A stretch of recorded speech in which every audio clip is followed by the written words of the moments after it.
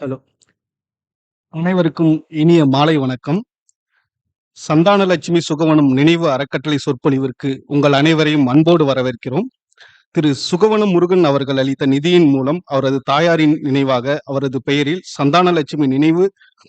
சந்தானலட்சுமி சுகவனம் நினைவு அறக்கட்டளை ரோஜாமுத்தி ஆராய்ச்சி நூலகத்தில் நிறுவப்பட்டுள்ளது.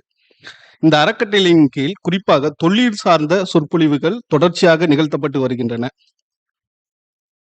இந்த சொற்பொழிவு வரிசையில் இன்று பேராசிரியர் வி செல்வகுமார் அவர்கள் சொற்பொழிவு ஆற்ற உள்ளார்.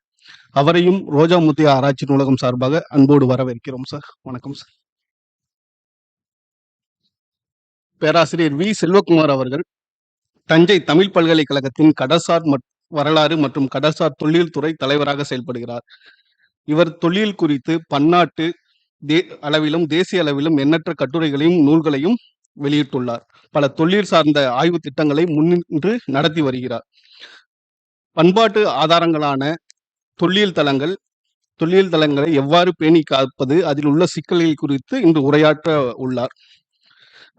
நிகழ்விற்கு செல்வதற்கு முன்பு பேராசிரியர் அவர்களுக்கு ஒரு நினைவு பரிசு அதனை வழங்க திரு சுகவனம் முருகன் அவர்களை அழைக்கிறோம். ஐயா வாங்க.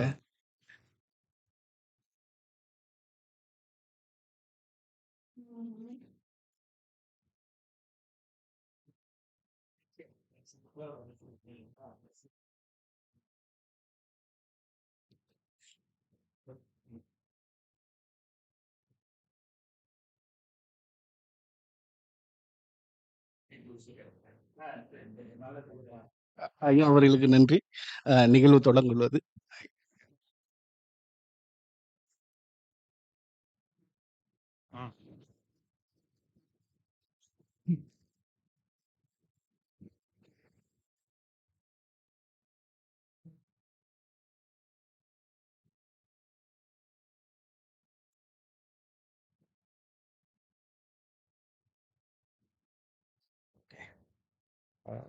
Good evening to you all.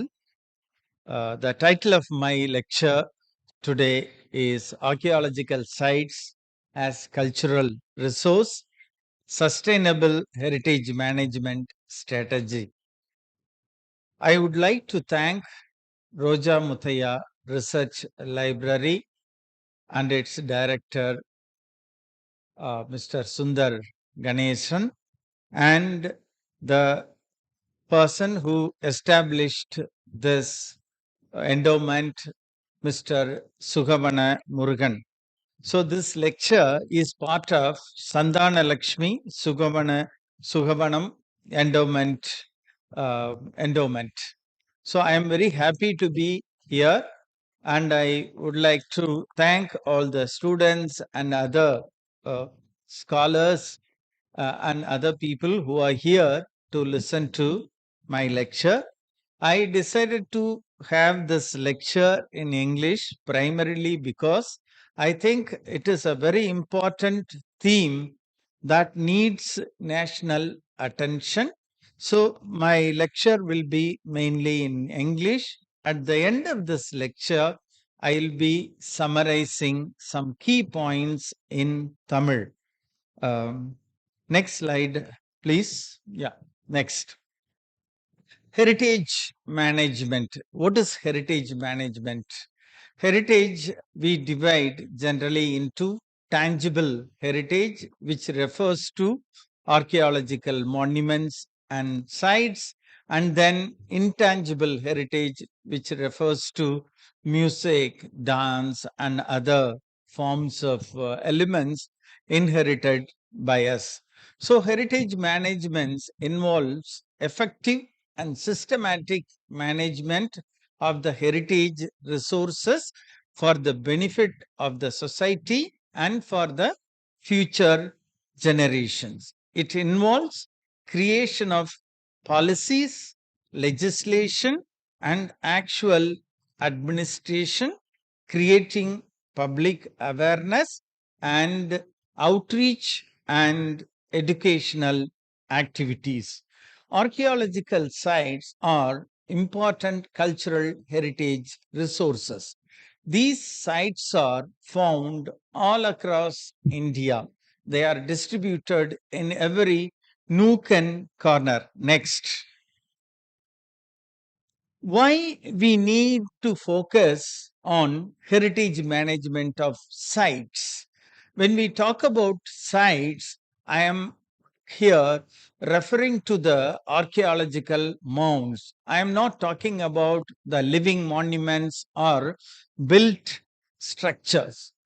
India is in a very developing mode. India is developing fast. Many of us and also fellow Indians feel we need to improve the status of archaeological monuments as well as the way we display these monuments and archaeological sites for public education.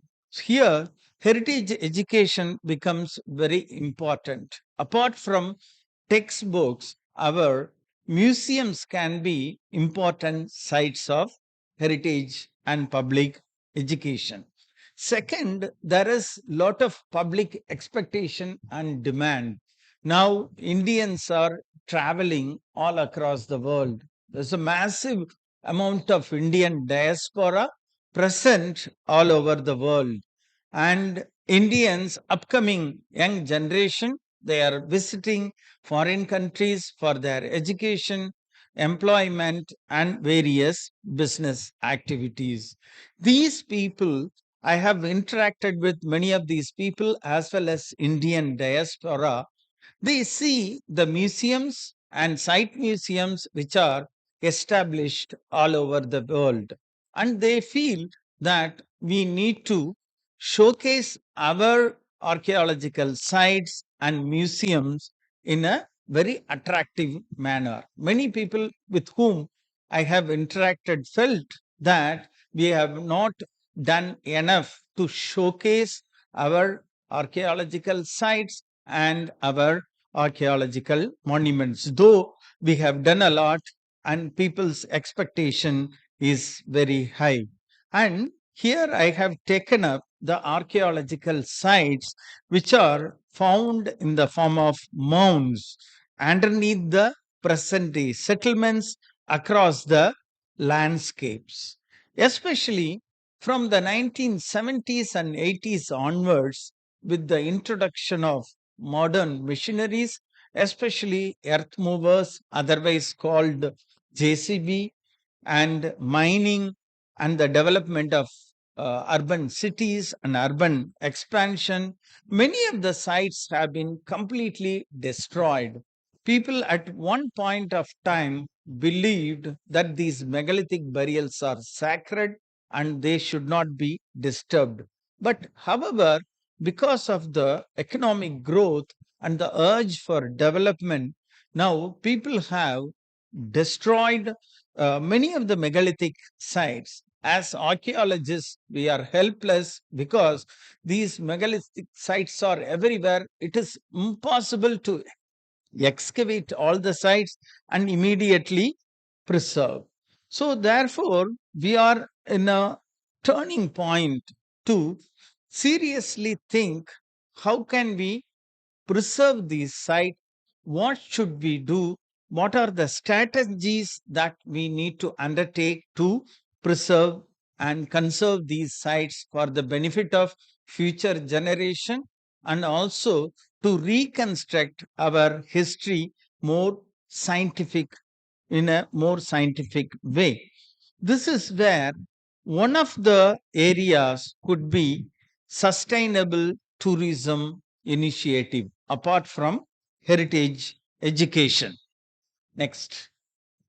So here I'm just showing the prediction by the Nidhi Ayog CEO, saying that India is going to be the third largest economy after US and China, and this is one of the point that I wanted to raise. So when we have such a past phase of development, what are we going to do for our cultural heritage? What are we going to do for its preservation? Next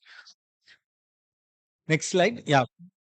Archaeological resources. I call these sites as important resources for the contemporary society, which could be used for the contemporary development as well as a source for rewriting history. We all know how the discovery of Kiradi and several other sites in northern India, Sanuli, has have changed our perspectives of writing history, how we can unearth new buried data to understand the Indian past in a more meaningful and scientific manner.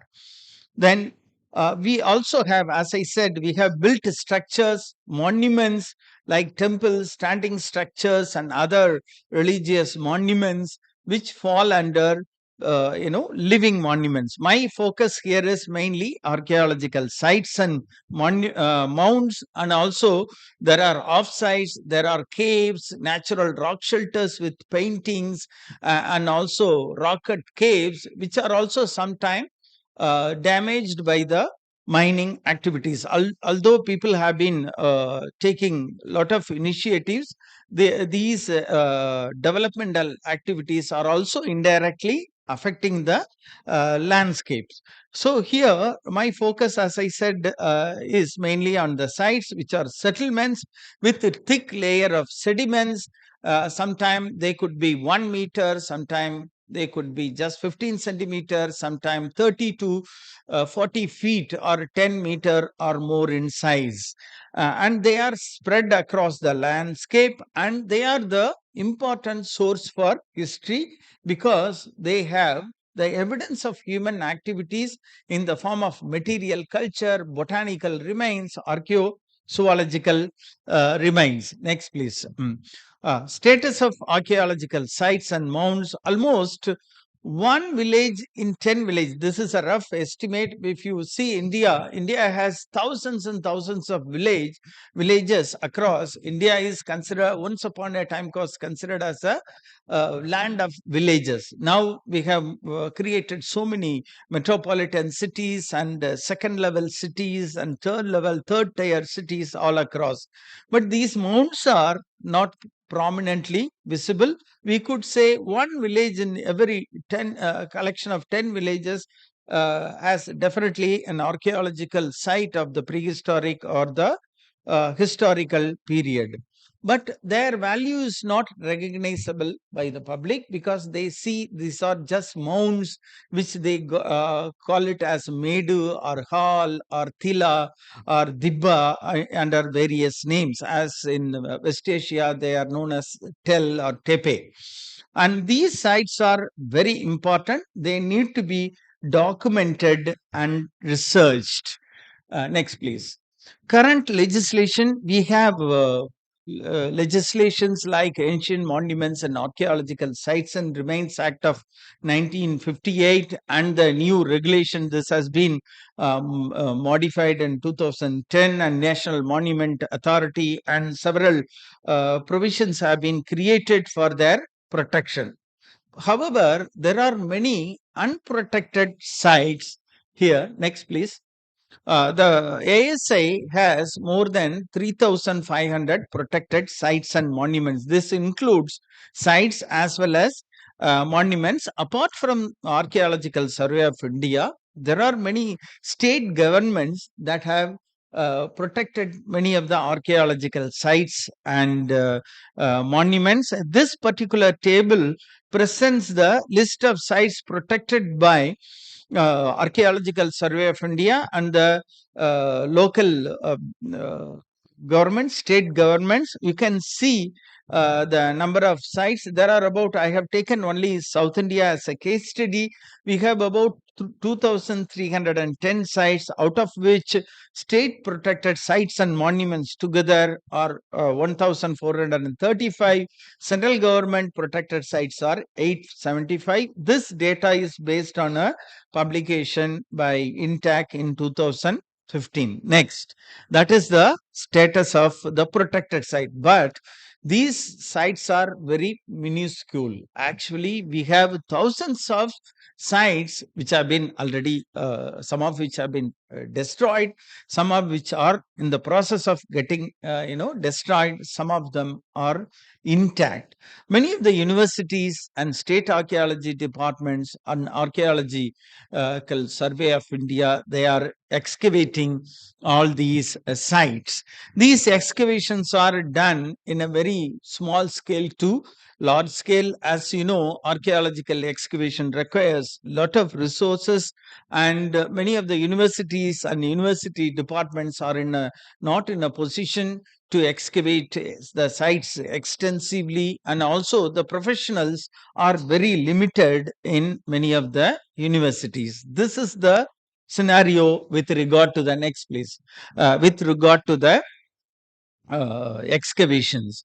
Then we have a lot of challenges. How are we going to protect these sites, and what we need to do? This is a very important question that we need to sit together and address.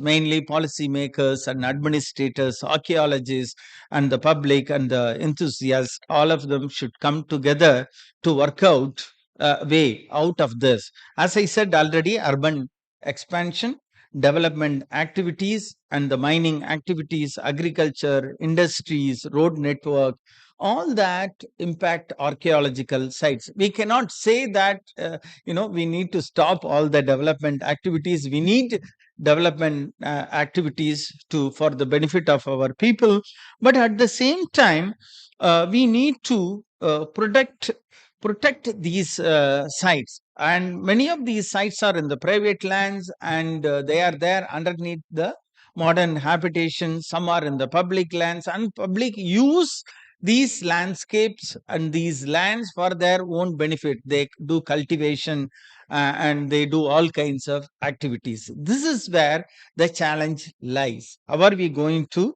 protect these sites? Next, there are many sites, as I show here. These are some of the sites which were documented earlier.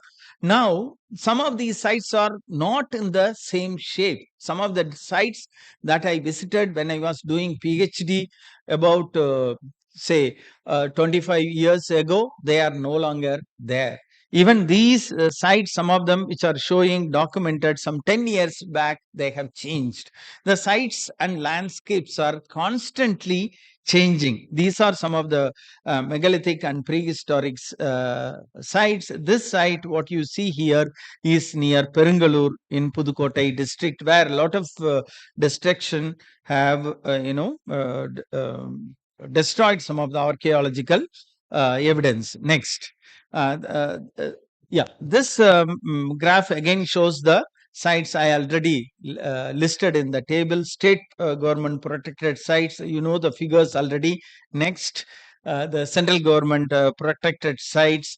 In these sites, next please. In these sites, in these sites and monuments are in higher number. Sites are very limited. Many of the sites are lying just as a sites, and they have been fenced.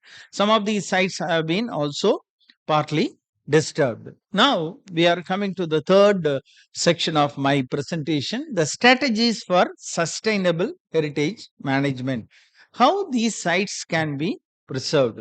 What are the measures that we need to undertake for the sustainable heritage management? Next, please.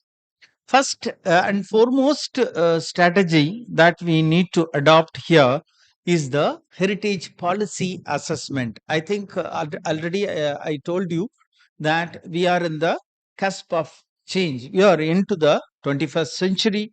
We are definitely in a turning point. India's population is growing and its economy is growing, and we have been adopting certain policies and other things right from the colonial time. I feel both state and central government need to reassess our intangible heritage management policy. We need to revise and reassess some of the archaeological heritage policies to suit the current climate. It should be based on the assessment of condition of preservation of the archaeological site. I think it is very necessary because of the current economic and development superiorities that we have.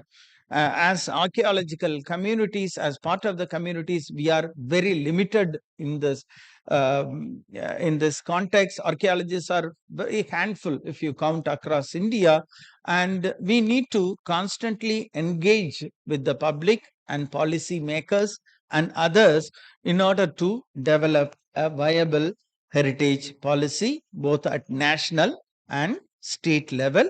One of the purpose of my lecture being in English is to generate some kind of discussion over the issue of protecting archaeological heritage. Next, please. Next is development of site museum.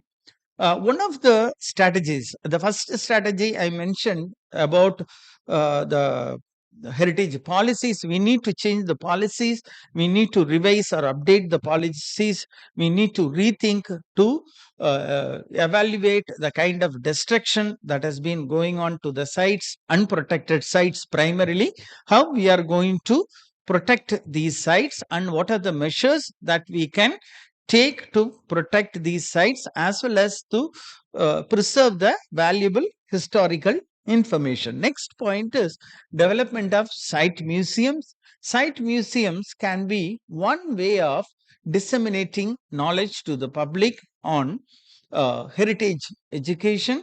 Site museums can also support sustainable heritage initiative.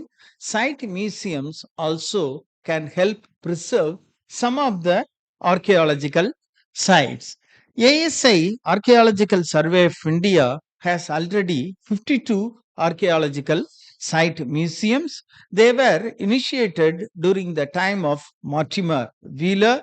You can see these, it is there on their website, from Kangra in the north to Matanjeri in Kerala in the south to Surya Pahar in Assam to Dholavira. In Gujarat, they have several site museums. Next, these are the site museums of Archaeological Survey of India. Next, and recently, Government of India, in a very important measure, has taken initiative to create iconic site museums across India. Rakigari in Haryana, Hastinapur in Uttar Pradesh, Dholavira in Gujarat, Shivsagar in Assam, Adichanallur in Tamil Nadu. These sites they have selected. Already the process has started, and at Adichanallur already they have created some of the museum parts. They have excavated the urn burials and they have exhibited these urn burials at Adichanallur. And I think it is very important. This is where I would like to suggest that both the state government and central governments each can select at least 2 to 3 monuments across all Indian states for creating site museums, and this can really benefit. Next, this is the image from Adichanallur ASI's site museum that they have created. Next, and this is Bihar Museum. We also need to talk about museums, the status of our Indian museums. And this information also has been shared by my friends who are part of Indian diaspora, as well as the scholars who have visited abroad. And they also feel that our museums need to be enhanced. And now the Tamil Nadu government has created a very important and excellent museum at Kidadi. The government is already taking initiatives for creating a museum, Purnai Museum in Tirunelveli, and they are creating another museum in Gangekanda Cholapuram.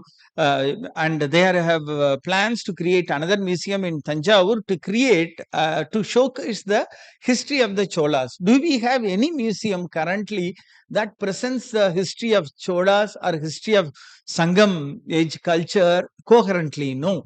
We have a lot of cultural heritage, but we have not showcased. Especially this Bihar Museum is very interesting. They have taken a lot of initiative to, envisage the museum in a massive scale.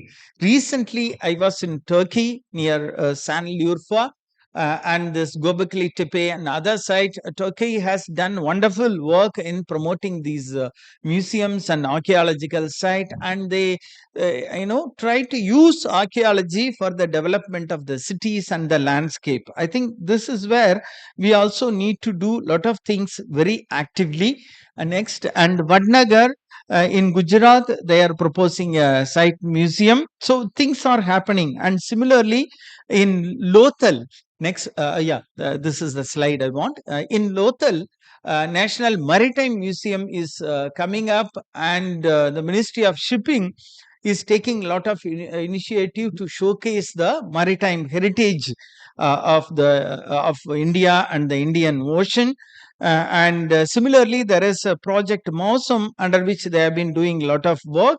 And this particular image shows the use of CSR, corporate social responsibility funds, for protecting the site of Kudathini ash mound in Karnataka. Ash mounds are another important sites in southern India, mainly in Karnataka and Andhra Pradesh. Many of these ash mounds have been destroyed. Professor Padaya excavated the site of Budihal and Alchin, and several other researchers have excavated these ash mounds. Ash mounds are one important categories of Neolithic sites where you have lot of archaeozoological and paleobotanical evidence. And many of these sites have been destroyed. And fortunately, the site of Kudathini has been conserved, and Professor Korisetter has taken initiative in the preservation of this site, and he has also created a museum at Shankanakallu. This is also an important site museum. So what I am trying to argue is that we need to build at least some of the site museum in a very massive scale, in a way to communicate these cultural heritage traits and components to the people and the school children in a friendly manner. Next. And this is where we have lot of megalithic burial sites. These sites are also completely destroyed. For example, Mallasadram was an important site near Hosur, and these sites have been completely destroyed, and only some of the structures are preserved. And recently, there was a site in Sulapuram near Madurai where local people have extensively dug and collected so many carnelian beads, and Madurai Museum and the local Tahsildar, they have recovered all the carnelian beads they have showcased. And definitely we can create a megalithic site museum somewhere in South India, and site like Rajan Kollur in Karnataka, Sanur in near Chengalpet. I think we need to identify some of the sites for the preservation. Next, Archimedu. Archimedu is one important early historic site that also has some references in early Tamil literature, and it is part of the Mausam network. And we don't have a proper site museum, though the site was excavated in 1940s. And we have not done enough. But if you look at some of the sites in England, like Birmingham and other places, they have created wonderful museum. This is where we need to transfer the knowledge that we have, in the textbooks, in the public research publication, as well as the antiquities that are lying with us. We need to make them as part of the heritage museum, site museum, so that people can understand and enjoy them. And this site definitely deserves a site museum. This is Archimede. Next, please. Archimede is southern sector. And there were several initiatives taken to start a site museum since 2002, but it did not materialize. Next.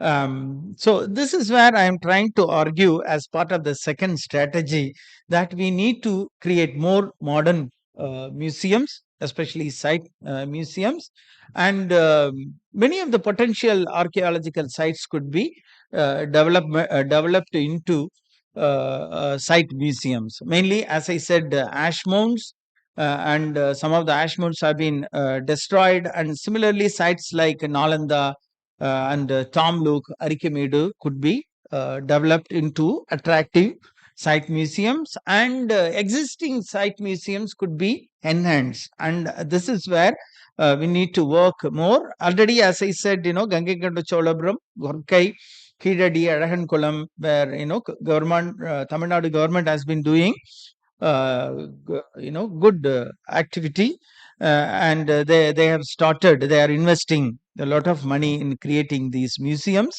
and I see museums as a means of heritage education as well as entertainment as part of tourism, sustainable tourism. As I said already, two museums in every state by the state government, two each by the central government, two each by the state government is the need of the hour. Next. A problem with this small museum. I don't want to mislead. I don't want to argue that every site should be developed into a museum. I have seen some of the site museums attempts where they have created some kind of infrastructure, and the people did not visit, and sometimes it is difficult to maintain. So rather than creating more number of site museums, I would suggest that we need to do some kind of marketing research in coordination with the tourism related sites, and develop these museum, and at key sites and also key theme wise. We can have some museums on Harappan, we can have some on Neolithic, some on Iron Age, some on the medieval period. So I am not arguing for a blind initiation of museums everywhere. I think it should be sustainable. That is very important. Next, the third suggestion is excavation and research. Excavations at sites which are facing destruction, that should be prioritized, so that the data could be recovered. And this is where some financial support could be offered to the universities and other agencies that are undertaking archaeological excavation on priority basis. This can help us to protect these sites as well as to recover the historically important data.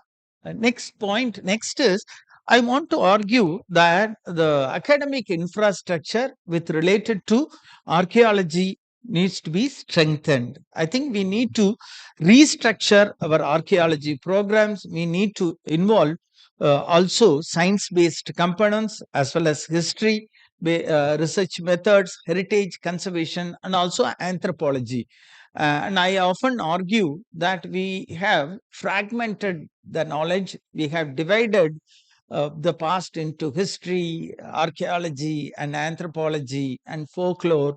I think at some point we need to connect these disciplines to have a kind of integrated or holistic approach. With regard to sciences in archaeology, sciences can really be helpful, and the vision of HD Shankalia is very important in developing Deccan College, where he contributed to the development of archaeozoology, paleontology, and archaeobotany labs. In addition to that, we also need support for developing professional skills, creating teaching and research infrastructure. Many of the university departments are functioning with one or two faculties, and in many of the colleges they don't treat archaeology as equal to history. There are no archaeologists teaching. But especially if you look at now, many of the young children as well as the college students, they are very eager to learn epigraphy and archaeology. I think we need to integrate archaeology seamlessly with history and anthropology.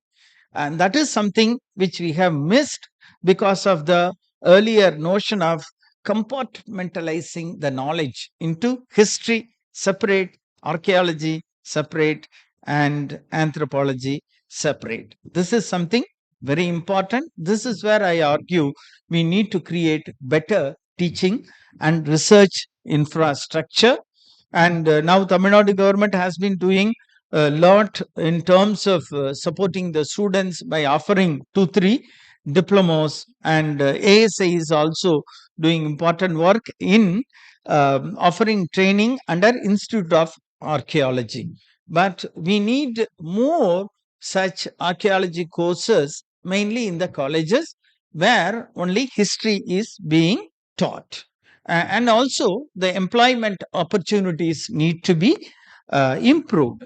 The fifth strategy that I would like to highlight is salvage or a rescue excavations. In India, already we have Nagarjuna Konda, where Archaeological Survey of India had rescued these Ikshwaku capital remains and Buddhist and other remains when they were building Nagarjuna Sagar Dam in Andhra Pradesh.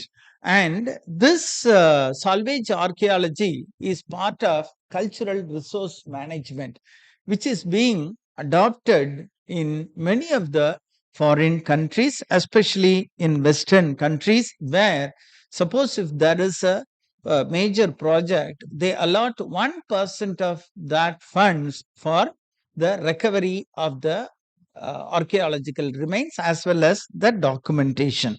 I think this is where we need to implement cultural resource management at some level. We need to at least seriously think about it. And this is where I think both state and central governments need to work together, because this can be done only by the government agencies. And ASI as well as state archaeology can create such rescue teams, because what happens, sometimes people inform us there are some burials getting destroyed, and we are not able to go from the universities, as well as there are priorities, because if you look at the archaeology department, there are very few trained staff employed. And I think we need to have a special team of a network of people who could go and rescue some of the archaeological remains which are getting destroyed. I think this is one area where we need to brainstorm and think and create certain immediate measures for protecting the sites. At least we can recover the important historical evidence. Next, heritage education and sustainable heritage tourism. This I already mentioned, but here I am trying to focus this as an important point that we need to work on. There is no point in just creating these museums and leaving it, and we need to network them very carefully so that there are visitors going to these museum. And sustainability is one important area. We cannot throw tourists to archaeological site. Archaeological tourism is a problem. Sometimes people go and tend to collect artifacts, and I think that is not a good practice.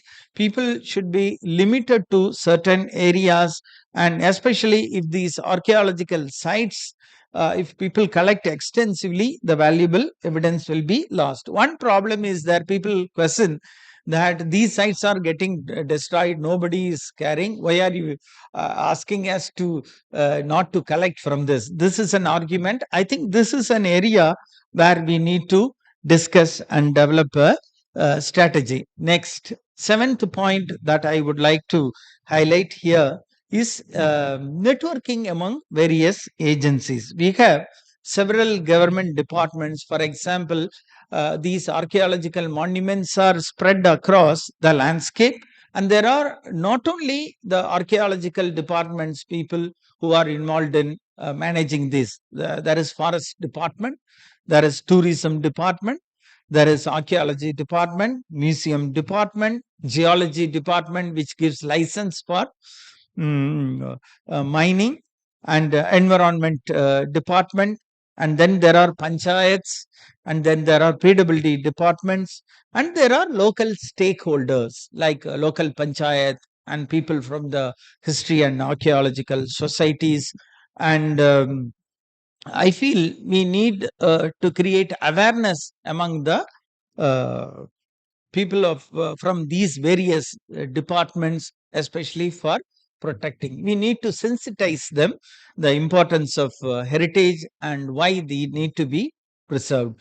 Only by networking with these kinds of government departments will be able to protect that. Otherwise, archaeology department alone, next please, cannot protect these monument. The final point that I would like to raise here is public archaeology and engaging rural or tribal communities or local communities. In an important research paper, Claire Smith, who is an archaeologist from Australia, argues, she presents the statement of Atale et al. To refit archaeology with new purposes and fresh aspiration that transcend the interests of professional archaeology and serve the pressing present needs of communities outside our discipline. So, many of the archaeologists across the world feel that we need to engage with the public, we need to engage with the children. Dr. Shanti Papu, as part of Sharma Heritage Center, has been engaging with the children apart from the professional archaeological research. I think this means of engaging with the communities, engaging with the public is very important.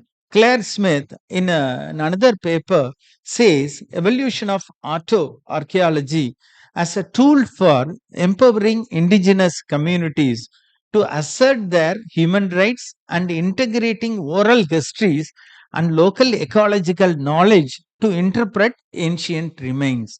This is what I said. Anthropology and tribal studies and folklore are to play an important role in interpreting these monuments. And this is where I would say we need to adopt a transdisciplinary or transforming perspectives in our research as well as teaching activities.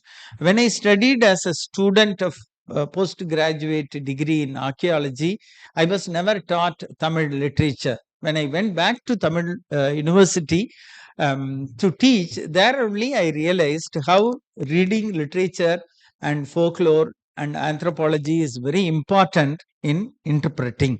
Scholars like Binford and Harder and many others have already pointed out that ethnography and ethnoarchaeological approaches are very important to give meaning to archaeological material.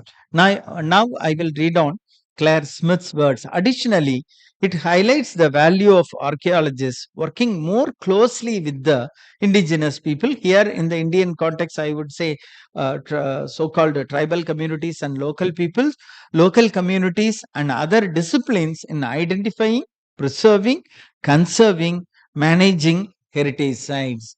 Archaeologists can undertake research and publish in terms of managing these sites. We need public as well as other people's support. It appeals to archaeologists, anthropologists, cultural geographers, cultural heritage professionals, and others seeking new ways to protect cultural heritage. This is one of the central point of my lecture today. Next. This is an important volume edited by Alok Kumar Kanungo, Claire Smith, on the transformative practices in archaeology. This has been published by Springer. Next, and in this, there is an important paper by Dr. Ravi Korisetter, who is speaking about, can we create citizen archaeologists, archaeological heritage and public responsibility.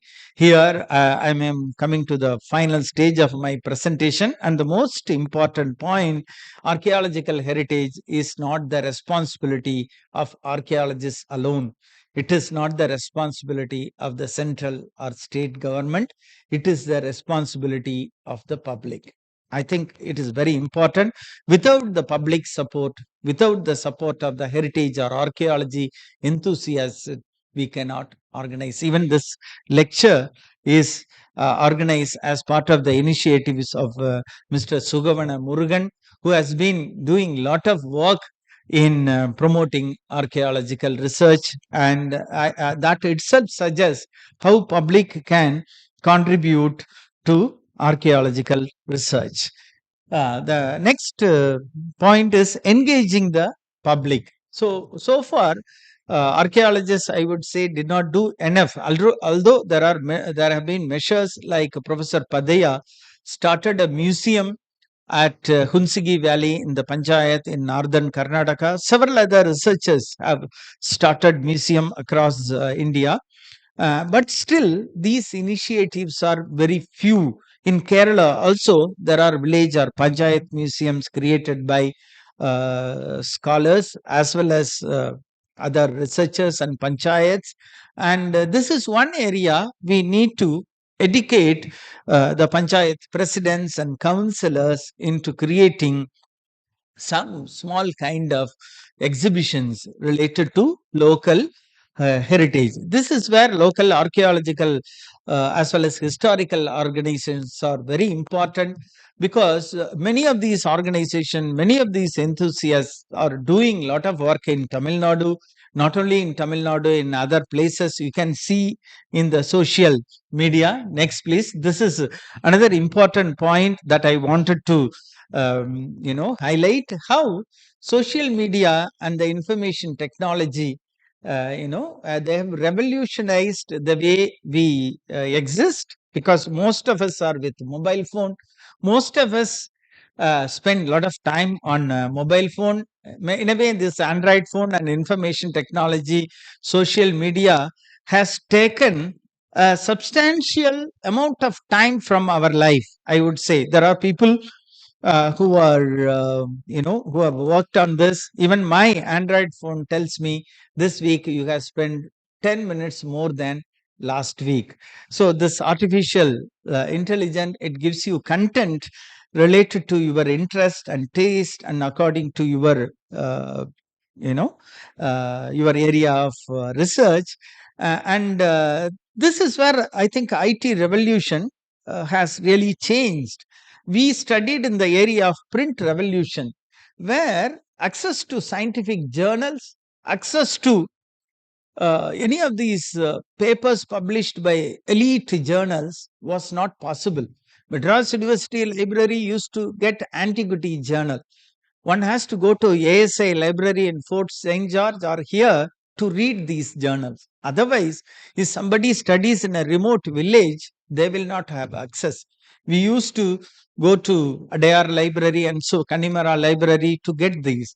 But at some point of time, this access became very common to elite institutions, where you could access Taylor and Francis. Now it is wide open. Anybody can access JSTOR, Taylor and Francis. I think this has, in a way, democratized knowledge. Knowledge at a point of time which was in the print journal, which was in control of certain elite institution, elite libraries, has become democratized through social media. Now, every research paper published in Science or high-end peer-reviewed journals like Scopus Indexed or Web of Science Index journals, they also release popular news on the latest discovery. They also release these information in social media. This really makes the job of archaeologists or professionals who are not updated with technology, who are not actively learning on a day-to-day basis about latest research. And this gives scope for non-archaeologists, non-specialists. Not only in archaeology, this happens. And there are people who predict weather, not from the meteorology department. There are people. The social media has done so many things, and now the powerful AI tools are available. If you spend more time, you are bound to get more accurate information. Now all these informations can are available even to a students with a simple Android mobile phone. Therefore, a professor who is not updating his or her knowledge, he becomes weak in front of a very active and smart student who goes on using this Android mobile phone for enhancing his knowledge. The same thing happens to professionals who are not from archaeology or who are not professionals, who spend a lot of time, they get up to date information. This is a turning point, I would say, in social science, humanities, as well as in sciences. Public engagement with archaeology. This happened since the IT revolution. Already I mentioned heritage walk programs are organized. Many of these people, they were actively engaged in the social media lectures during the COVID and post COVID period, where online become very important means of instruction, means of gaining knowledge for all of us, both professionals as well as non professionals. So, everyone is very keen on learning heritage as well as epigraphy and other scripts, archaeology, and non archaeologists from other disciplines. They are showing lot of interest. There are pros and cons to this particular social media and IT enabled engagement of the public. Recently, William Dalrymple criticized the academicians for their failure to instruct public. But I would, the many scholars do not agree with him. It is not that. Actually, what is happening is, as I already said, these kind of IT revolution has enabled people, and some of them are really sensible. Sometimes what is known as WhatsApp University, all kinds of wrong information, false information, they are also uh, disseminated. This is where I would suggest that we need more interaction and dialogue among heritage and archaeology enthusiasts and professionals and government agency. Next, see, this is the one. This public archaeology, I have, I would call this as neo social media antiquarianism. Any student of archaeology will know antiquarianism was popular in the 17th 18th centuries. Now what we have here is a new social media antiquarianism, where people find sites and they document and share in the social media. And this is where we need to undertake responsible public archaeology. Especially, we need to avoid disturbance to archaeological site.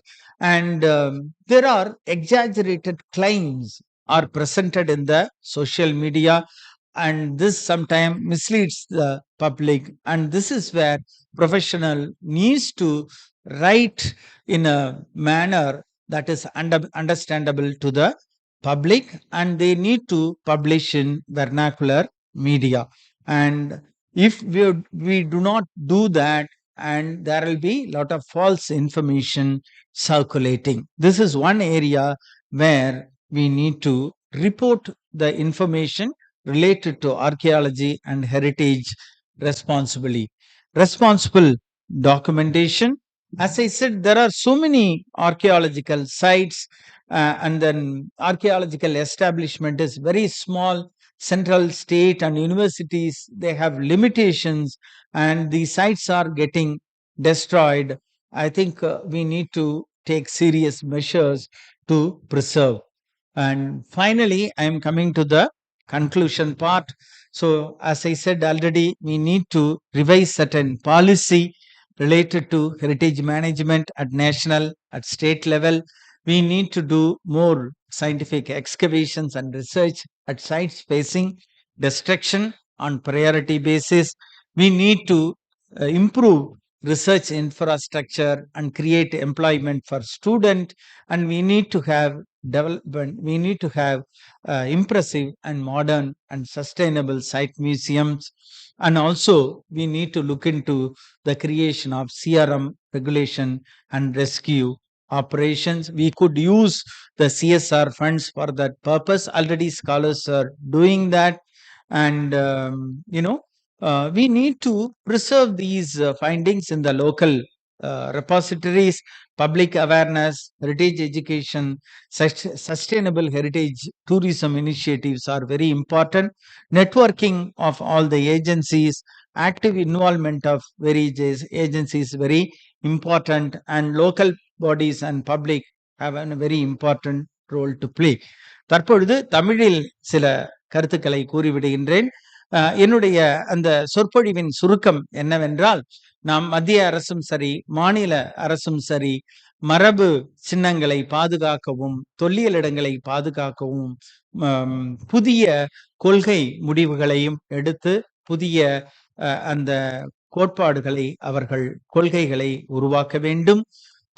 அழிவை எதிர்நோக்கி இருக்கும் தொல்லியல் சின்னங்களில் நாம் முறையான அகழாய்வுகளையும் ஆய்வுகளையும் நடத்த வேண்டும். ஆய்வு கட்டமைப்புகளை பல்கலைக்கழகங்களிலும் சரி, பிற நிறுவனங்களிலும் உள்ள ஆய்வு கட்டமைப்புகளை மேம்படுத்த வேண்டும். தமிழ்நாட்டில் தக்கான கல்லூரியில் புரொஃபசர் சங்காலியா அவர்கள் செய்தது போல அறிவியல் சார்ந்த ஆய்வுகள், அதாவது ஆர்கியோசுவாலஜி, அதாவது தொல் விலங்கியல், ஆர்கியோபாட்டனி, தொல் தாவரவியல் ஆகியவற்றை படிப்பதற்கு உரிய ஆய்வகங்களையும் ஆசிரியர்களையும் நியமிக்க வேண்டும். அடுத்ததாக இந்த மரபு மேலாண்மை, கல்ச்சுரல் ரிசோர்ஸ் மேனேஜ்மெண்ட், மரபு வள மேலாண்மைக்காக முயற்சிகளை மேற்கொள்ள வேண்டும். தொல்லியல் இடங்களை பாதுகாப்பதில் நாம் முக்கியமான பங்கை எடுத்துக்கொள்ள வேண்டும். அருங்காட்சியகங்களும் சரி, மற்ற பிற நிறுவனங்களும் சரி, இந்த உள்ளூரில் கிடைக்கும் தொல்லியல் சின்னங்களை, தொல்பொருட்களையும் பாதுகாத்து காட்சிப்படுத்த வேண்டும். பொதுமக்களுக்கு இடையே நாம் ஒரு நல்ல ஒரு புரிதலை ஏற்படுத்துவதற்காக இந்த கல்வி புகட்டலை மேற்கொள்ள வேண்டும். பல்வேறு அரசு துறைகள், அதாவது நிலத்தியல், வனத்துறை, சுற்றுலா, அருங்காட்சியகத்துறை என்று கூறக்கூடிய அனைத்து துறைகளும் இணைந்து இந்த தொல்லியல் இடங்களை பாதுகாக்க வேண்டும். மிக முக்கியமாக உள்ளூர் ஆர்வலர்கள், தொல்லியல் ஆர்வலர்கள் ஆகியோர்களும் தொல்லியல் நிறுவனங்களும் இந்த தொல்லியல் சின்னங்களையும் அந்த தொல்லியல் இடங்களையும் பாதுகாப்பதற்கு உரிய முயற்சிகளை மேற்கொள்ள வேண்டும். பொதுமக்களுக்கும் அறிவுறுத்தி இந்த நினைவு சின்னங்களையும் தொல்லியல் இடங்களையும் பாதுகாப்பது அவசியம் என்பதை நாம் உணர்த்த வேண்டும் என்று கூறிக்கொண்டு, எனக்கு இந்த வாய்ப்பளித்தமைக்கு ரோஜா முத்தையா ஆய்வு நூலகத்திற்கும் திரு சுகவன முருகன் அவர்களுக்கும், இங்கு வந்து இந்த சொற்பொழிவை கேட்ட அனைவருக்கும் எனது நன்றியையும் வணக்கத்தையும் தெரிவித்துக் கொண்டு விடைபெறுகிறேன். நன்றி, வணக்கம். Thank you, sir. It's a wonderful, fascinating lecture. Now, question section. Okay. Professor, I have a question. How do we conserve the sites which are under worship? Do we consider them already conserved? If a certain site, a religious structure is built around it, do we consider them conserved? Or yeah, already this has been happening. For example, Tanjavur Bragadishwara temple, Gangekonda Solapuram temple, they are living monuments where they have been also conserving. This Tanjavur Bragadishwara temple is under the administration of Archaeological Survey of India, Tanjavur Aranmanai Palace Devasthanam, and also Hindu Religious Endowment. So sometime all these three agencies are working together. Recently, HRNC department has taken a lot of initiative due to the intervention of court. I did not talk about the intervention of court. Many of these things are done through public litigation and through court initiatives, and there are people who have contributed for this, especially for living monuments, and this is where we have to work with the stakeholder. So we need to interfere. Some of the monuments, what earlier they used to do stone bleaching, which has destroyed the inscription. Now with the awareness, they are not doing it. Hindu Religious Endowment Department, they have instructed that we will be doing proper conservation measure. That's what they have instructed. They have appointed archaeological advisors for the purpose. What if these religious structures are not so famous? What if they are just Ellai Daivangal? How do we conserve those sites? Which sites? What if they're not so famous temples? If they're just Ellai Daivangal or the place surrounding the locality? How do we conserve them? Yeah, I think we need to educate the people. We need to work with them. So sometime when you go, people will not be interested. You have to have engage with them. This is where the public will be very useful. Heritage enthusiasts, they have been already doing it. Okay. So, there is no point in educating only in the universities. That is why sometimes we keep writing in Tamil newspaper so that people can understand. Thank you, Professor. Yeah. And also, it is also surprising that we've been reading about Nalanda for years now, and I'm surprised to see that it is not a site museum yet. Site museum is there. What I Okay. mentioned was that there is a site museum, massive scale.